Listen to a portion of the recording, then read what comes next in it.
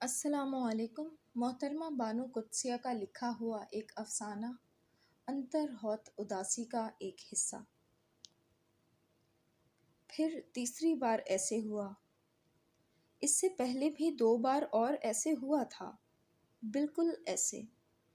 جب میرا بایاں پاؤں بانس کی سیڑھی کے آخری ڈنڈے پر تھا اور میرا دایاں پیر صحن کی کچی مٹی سے 6 انچ اونچا تھا، تو پیچھے سے ماں نے میرے بال ایسے پکڑے جیسے نئے نئے چوزے پر چیل جھپٹتی ہے۔ میرا توازن بری طرح بگڑا اور میں کپڑے کی گڈی کی مانند اڑنگ بڑنگ کچی مٹی پر جا گری۔ ماں کو مجھے پٹخنی دینے یا دھپا مارنے کی بھی نوبت نہ آئی، کیونکہ جب انسان کسی سے بچھڑ کر آ رہا ہو تو اس میں اتنی جان ہی کہاں ہوتی ہے۔ مجھے تو ایک گرم سانس اس وقت چاروں شانے گرا سکتا تھا۔ ماں نے تو پھر ہپکا مار کر میرے بال ہی جھنجھوڑے تھے۔ بول بول، اس بھری دوپہر میں کہاں سے آ رہی ہے گشتی الفتی؟ کہاں تھی تو اس وقت؟ بول، گرمی ایسی کہ چھاؤں تلے دھرتی پھٹ جائے، اور تو صخر کھوٹے پر کیا کر رہی تھی؟ میں چپ رہی۔ بول، کون ہے اوپر؟ اوپر نہ کوئی کمرہ ہے نہ کوئی آدمی، پھر اوپر کیا لینے گئی تھی تو؟ کس یار حمایتی سے ملنے گئی تھی؟ اس کا میں لہو پی جاؤں گی، بول اس کا نام۔ میں اور بھی گونگی ہو گئی۔ میرا ابا بھی بڑا چپ آدمی تھا، لیکن اس کی چپ، اس کا گونگا پن، اس کے مرن برت سب ماں کو ستانے کے لیے ہوتے تھے۔ اسے ماں کو تڑپانے میں بہت مزہ ملتا تھا۔ وہ اپنی بڑی بڑی مونچھوں تلے مسکراتا، پر ماں کی کسی بات کا جواب نہ دیتا۔ وہ اس کچہری میں اپنی صفائی کے لیے کبھی ایک لفظ منہ سے نہ نکالتا۔ اسی چپ میں ابا کی ساری عزت اور زندگی بھر کی جیت پناہ تھی۔ جب ماں بول بول کر ہلکان ہو جاتی، تانے، بددعائیں، کوسنے، آہیں، سسکیاں سب باری باری دور ختم کر چکتے، تو ماں ہلکان ہو کر دیوار کے ساتھ کھڑی چارپائی آنگن میں بچھاتی اور اس پر اوندھی لیٹ جاتی۔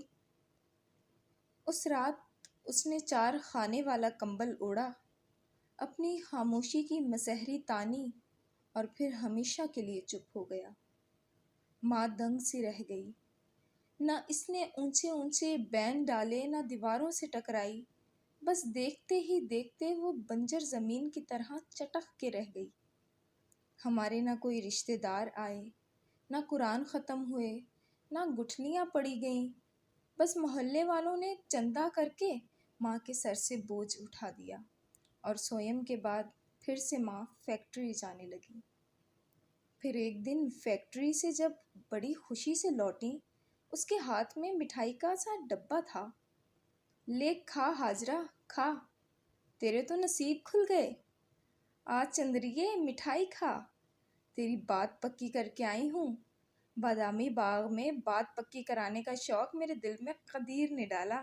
وہ اتنی پریت سے اپنی بیوی کی باتیں کیا کرتا تھا کہ میرا دل بھی کرتا تھا کوئی میرے متعلق ایسی باتیں کرے۔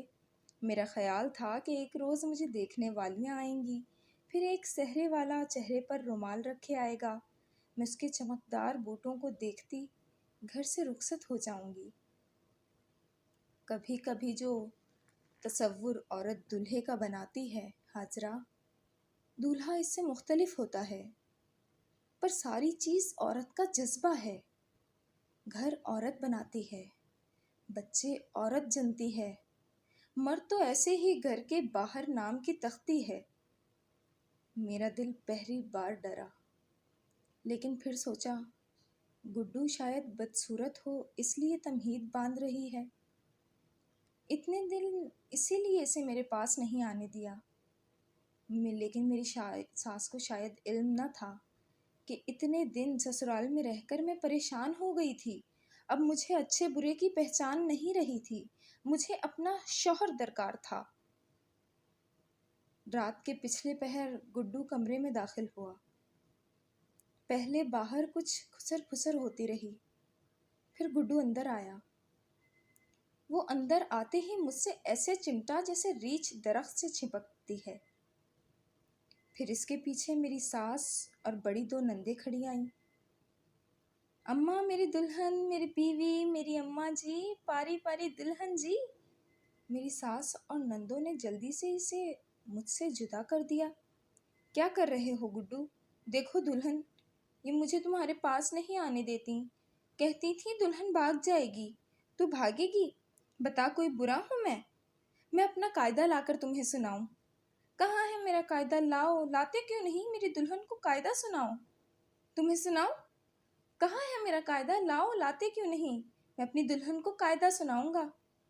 میری ساس نے اسے چپ کرانے کی کوشش کی تو وہ رونے لگا۔ سب مجھ سے برا سلوک کرتے ہیں، پھر کہتے ہیں ہم تمہارا بھلا کر رہے ہیں۔ میں کیوں چپ رہوں بڑی آپا؟ تم چپ ہو جاؤ، دفع ہو جاؤ۔ میری دلہن ہے، میں اس سے بولوں گا، بولوں گا، بولوں گا۔